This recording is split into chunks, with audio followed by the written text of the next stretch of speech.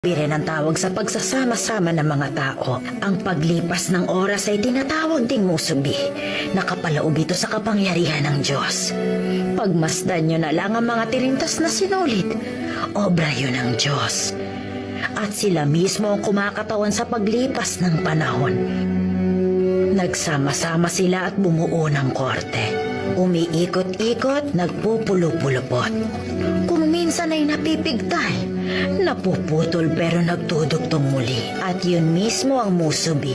Yon ang oras. Inumin mo, Apo. Salamat po.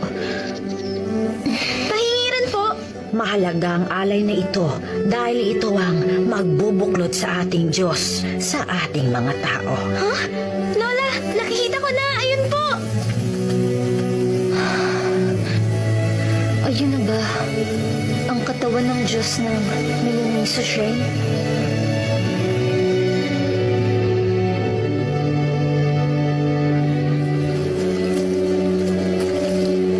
Para makabalik sa sarili nating mundo, kailangang iwan yung dalawa dito ang pinakamahalagang bagay para sa inyo. Po? Yun ang kutsi kamisake, Iha. Kutsi Kamisaki. Kailangang ialay niyo yan sa loob ng katawan ng Diyos. Nasa sakin yan ang kalahating bahagi niyo. Alam niyo ba yon? Ang kalahati ni Mitsuha.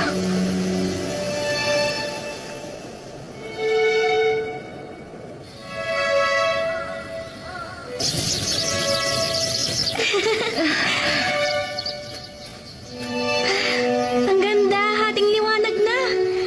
Ano? Hating liwanag?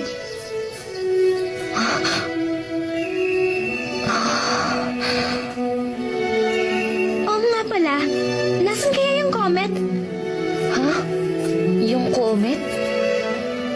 Sandali. Mitsuha? Anong nangyayari? Nananaginip ka, tama ba?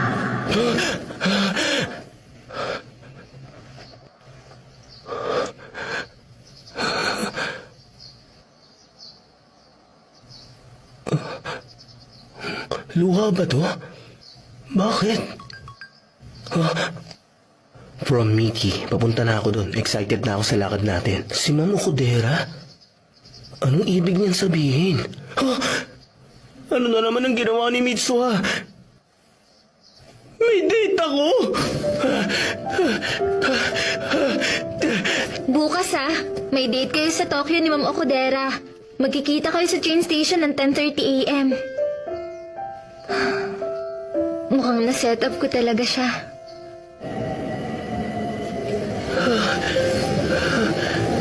Nag-enjoy ka ba sa pinuntahan natin? Siyempre naman. Hi, Taki. Pinaghintay ba kita? Oo. Hindi. Ang ibig kong sabihin...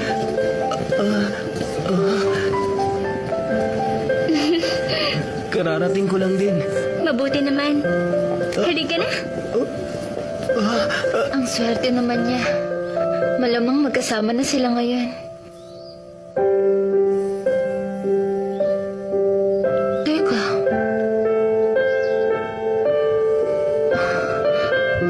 Bakit ako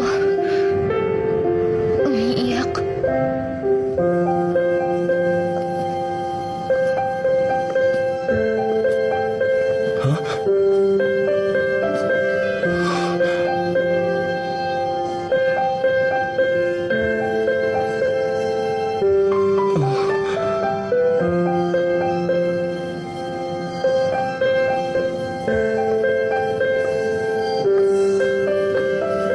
Para kasing ibang-ibang tao ka ngayon.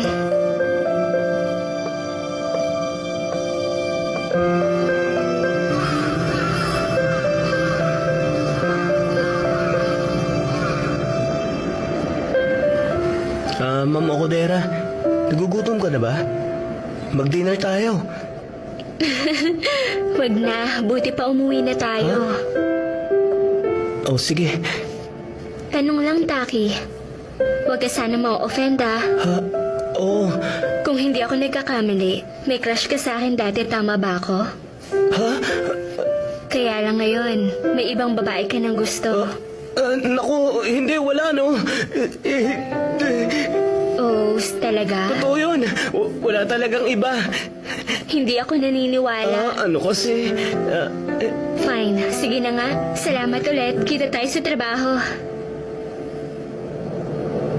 Pagdating sa date na to, makikita na sa langit yung comment.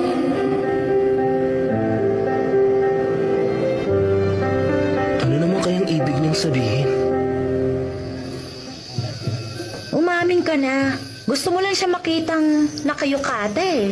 Pwede ba? Hindi kaya. Sa totoo lang, hindi ko nga naisip yun. Totoo. Para kasing ang lungkot ng boses niya. Baka ayaw niya lang marinig ang boses mo. Tumigil ka nga. Sorry, ngayon lang ako. Wow, Ay dumating sa ka na. wakas. No? Teka, bakit manong... Ano nangyari sa'yo, Mitsuha? Yung buhok mo! Pangit ba? Hindi ba bagay?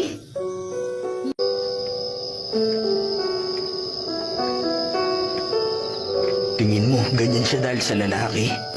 Baka niloko siya. Ganon, porke nagpagupit ng buhok, lalaking dahilan? Sabi niya, basta gusto niya lang magpagupit eh. Naniniwala ka ron? Basta ginusto niya na lang halos magpakalbo ng buhok? Ayun, tingnan nyo! Bilisan nyo!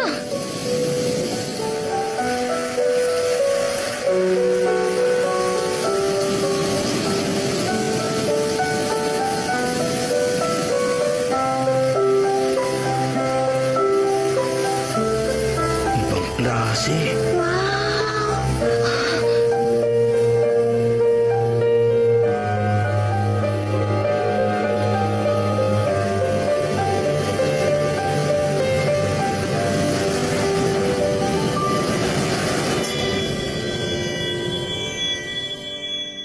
Sorry, the number you're trying to reach is not available or is turned off at the moment. Please try again.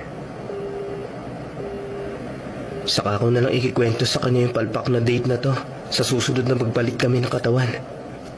Yun sana ang plano ko.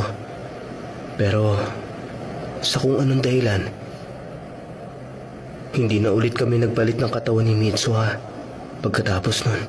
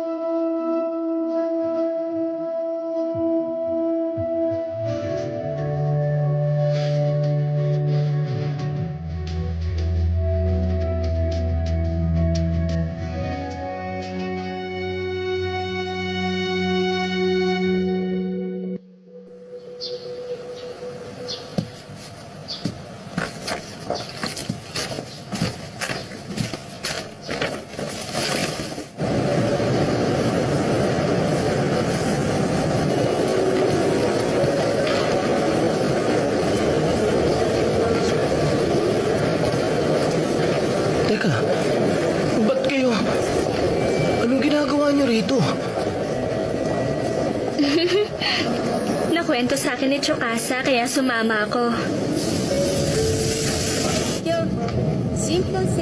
Tsaka sa ano ba to? Sabi sa'yo, i-cover mo ako sa bahay tsaka sa trabaho tapos ganito? Si Takagi na nag-cover sa shift mo. Akong bahala sa'yo. Basta ilibre mo ako ng lunch, Ay naku, hindi nakakatawa. Nag-aalala kaming lahat sa'yo. Nag-aalala? Hindi pwede mag-isa ka. Paano kung kriminal pala yung hinahanap mo? Kriminal? Taki, may imimik kang online friend, tama? Hindi sa ganon. Saan mo nakuha yan? Malamang dating site. Hindi nga! Okay. Ay, ang ingay niyo. Sobrang weird na kasi ng kinikilos mo, bro. Kaya babantayan ka namin ni Hindi Miki. ko kailangan ng chaperone, pwede ba? Basta na lang tumigil yung palitan namin. Hindi ko siya makontak, mapatext o tawag man. Kaya naisip ko na puntahan na lang si Mitsuha ng personal. Bilisan nyo naman! Gustong gusto ko na siyang makita. Kaya lang, Ano? Hindi mo alam kung taga saan siya? Tapos yung itsura lang ng bayan nila ang alam mo? ganun nga. Tapos hindi mo rin siya makontak? Ano ba to? Kalokohan? Ay, Seryoso ka ba? Ano bang klaseng tour yan? Hindi to tour, okay? Okay, fine. Tutulungan ka namin hanapin siya.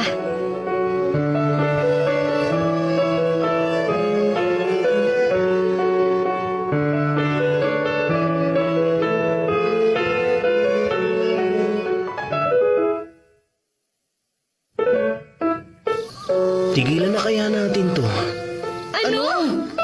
Ibig mo sabihin, baliwala na lang yung pagod natin Oo nga. dito? Ay. Pagod nyo? Wala naman kayong ginagawa. Kaya marami na lang ako. Sige. 3 order ng ramen. Sige. Palagay nyo makakabalik tayo sa Tokyo ngayon? Sa tingin ko, gagabihin na tayo sa daan. Teka, i-check ko. Salamat. Taki, okay lang yun sa'yo? Pakiramdam ko kasi wala namang tumatama kahit isa sa mga naiisip ko.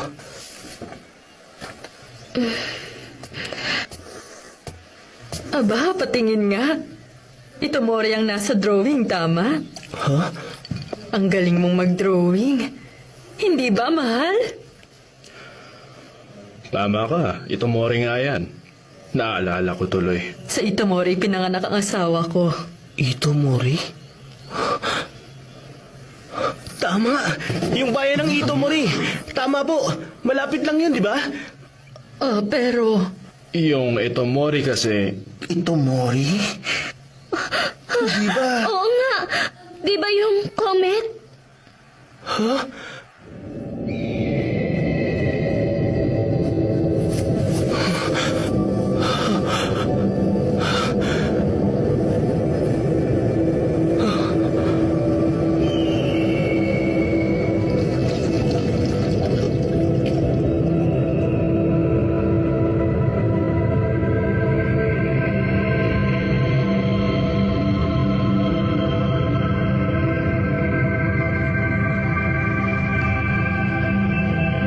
Taki, talaga bang ito ang lugar na yon? Imposible. Baka naman mali yung mga naalala ni Taki. Hindi pwede. Hindi ako mali. Itong schoolyard, yung mga bundok, tsaka itong eskwelahan, malinaw kong natatandaan. Pero imposible, Taki. Yung disaster kung saan ilang daanang namatay 3 years ago, yun yung naaalala mo, di ba? Namatay? Ano? 3 years ago? Namatay? Imposible. Kasi nasa phone ko pa rin yung mga report na iniwan niya.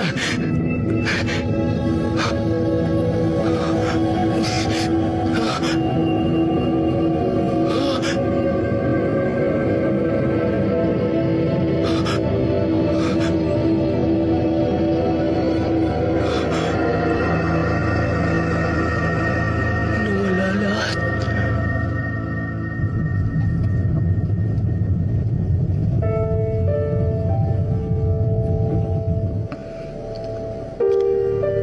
Yung comet Tiamat na may orbital period na 1,200 years, lumapit ng husto sa Earth noong October 3 years ago. Walang nakapredict na yung nucleus mahahati sa perigee nito. Naging meteor yung isang parte ng comet na yon at tumama sa Japan. Noong bumagsak ang meteor, Autumn Festival na sa Itomori nun. Yung point of impact dito, 8:42 ng gabi. Nasa Autumn Festival yung mga tao nang bumaksak yung meteor. Mahigit 500 ang namatay. 1/3 ng buong populasyon ng bayan. Ngayon, wala nang nakatira sa bayan ng Itomori.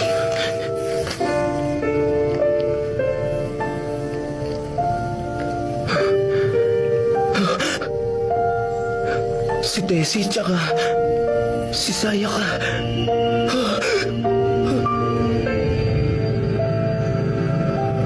Siya ba yan? Sa palagay ko, pagkakamali lang yan.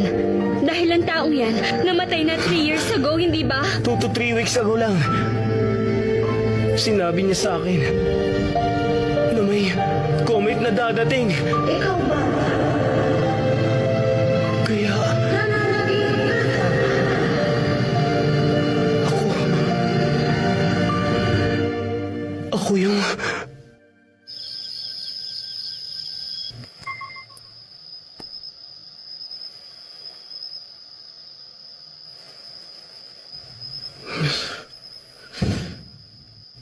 Lahat ng yan, panaginip lang. Naalala ko yung itsura ng paligid.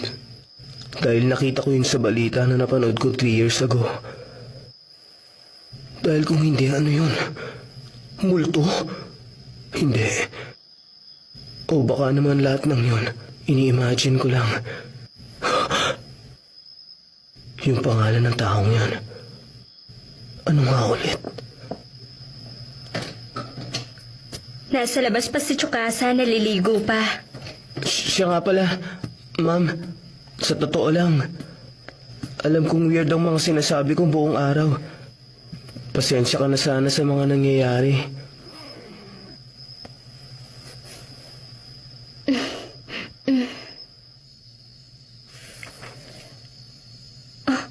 Tinirintas na sinulit. Ang ganda. Yan bang suot mo, Taki? Tinirintas na tali rin? Ito bang bracelet na suot ko? Ang alam ko, may nagbigay nito matagal na. Paminsan-minsan, sinusuot ko to for good luck. Sino kaya nagbigay? Parang meron akong biglang naalala. May kilala akong gumagawa nito. Nire-represent daw nung sinulod yung takbo ng panahon. Umiikot, nagkakabuhol-buhol. At minsan, napipigtal. Parang ganun ang oras. Teka, yung lugar na yun.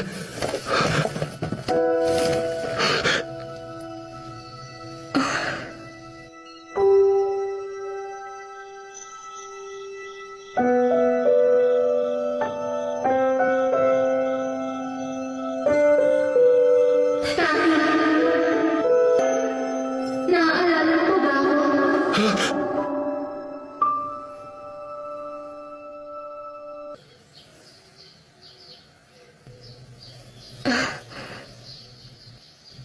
May pupuntahan ako.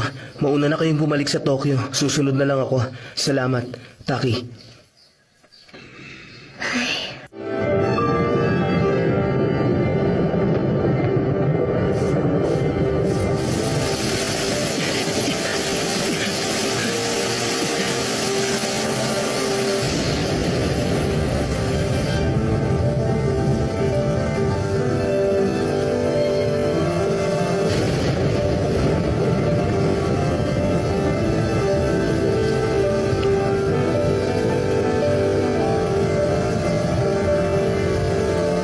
Nagsasama-sama at bumubuo ng korte.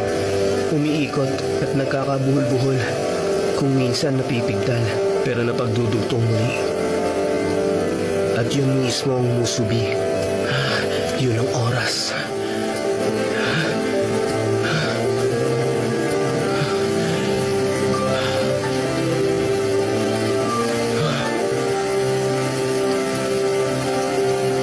Ito yun. Nandito nga. Hindi lang yun. Panaginip.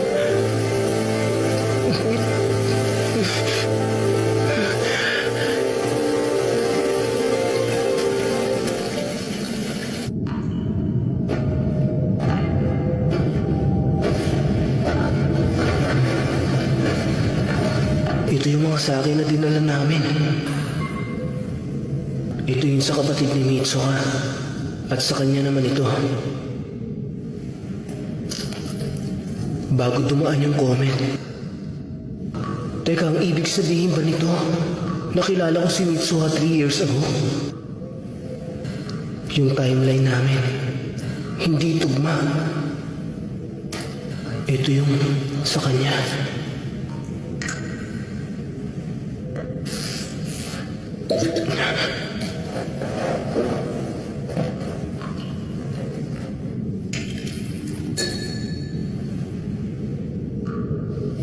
Musubi.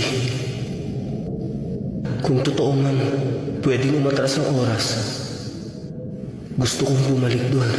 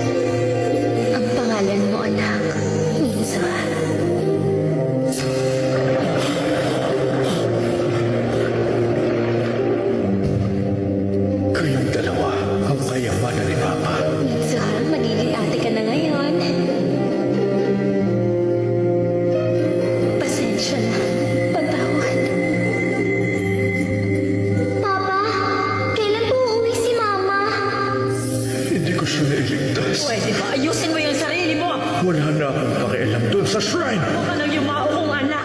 Si Futaba ang minahal ko. Hindi ang Miami Shrine! Umalis ka na! Mitsuha, Yotsuha, magmula ngayon dito na kayo titira kay Lola.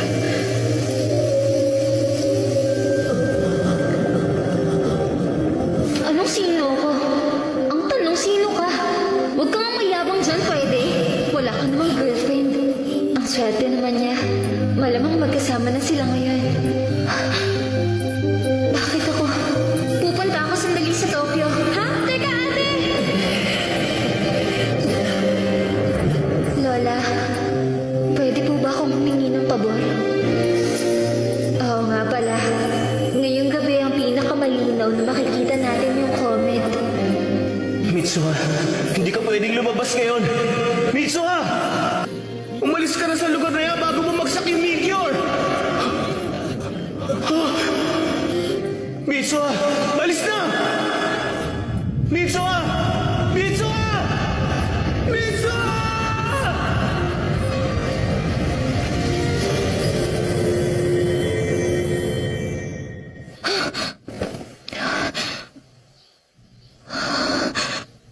Ako si Mitsuha. Buhay pa siya.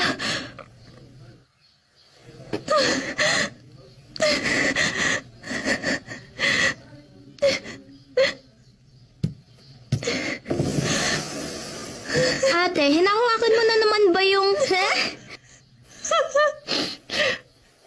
Yotsuha!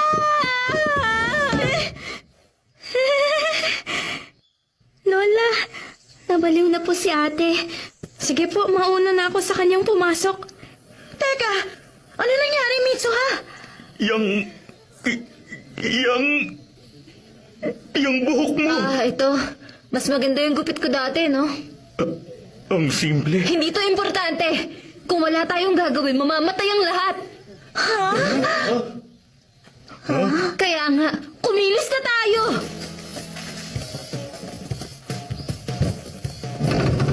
Nandito na ako. Sukli mo. Sensya na, saya ka. Ito na lahat. Okay Dami lang, pang no? pagkain. Nagpapaapi ka naman sa Tumigil ka nga. Ano, may naisip na kayo? Paano tayo makakaligtas sa comet?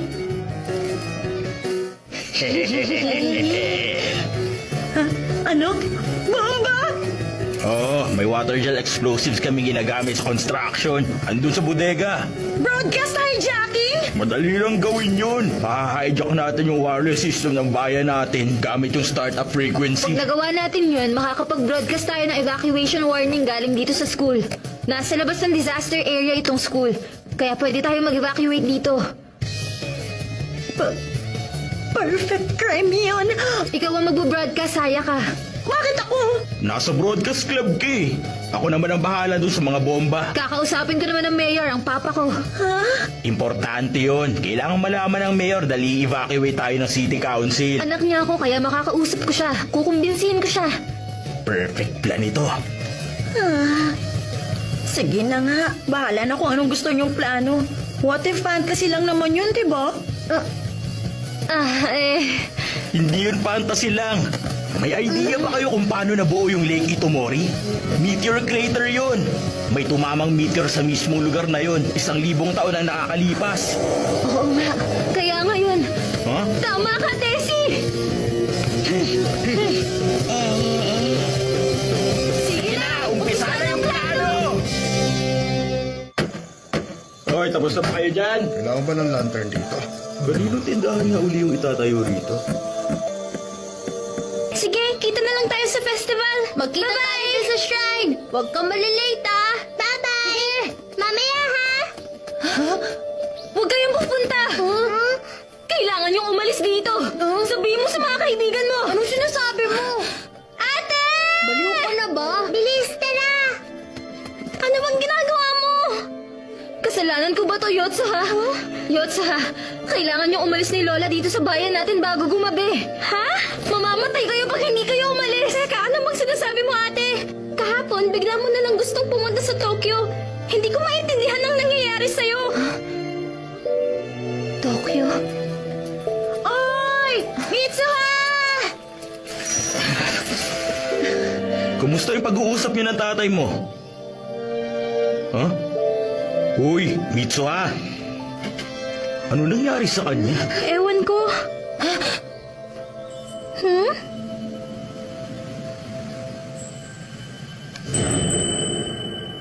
Nandyan ka ba ngayon? Bakit? Ano bang meron dun? Tessie, pahiram ako ng bike. Sandali! Uy, Mitsuha! Paano na yung plano? Ituloy niyo kung ano man yung napagplanuhan natin. Please!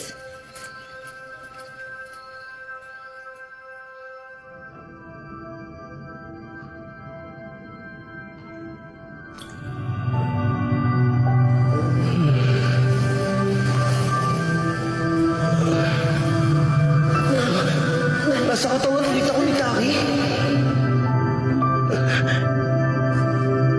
Ano kayang ginagawa ni Taki dito?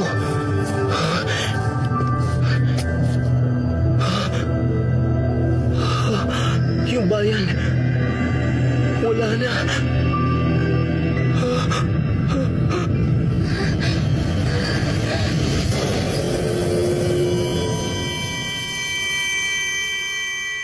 Noong panahon na yun, namatay ba ako? Taki, naaalala mo ba ako?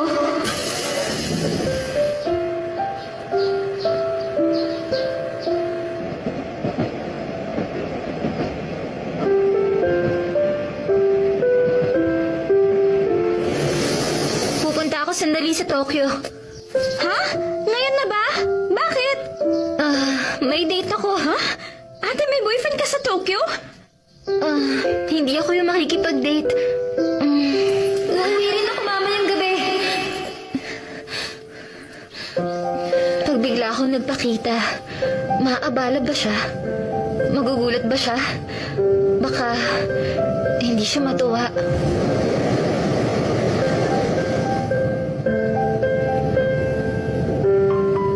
We have arrived at Tokyo Station. The number you're calling is not available. Please try again. Hindi kami magkikita. Pero, paano kung posible? Anong gagawin ko? Kaya lang baka mainis siya. Magiging awkward kaya? O kaya, baka naman, medyo matuwa siya. The number you're calling is not available. Please try again later. Tama ako. Imposible. Pero, may isang bagay kung saan sigurado ako. Pag nagkita kami, sigurado ako na malalaman na namin na yung nasa loob ko, walang iba kundi ikaw. Na yung nasa loob mo, walang iba kundi ako. Pasensya na,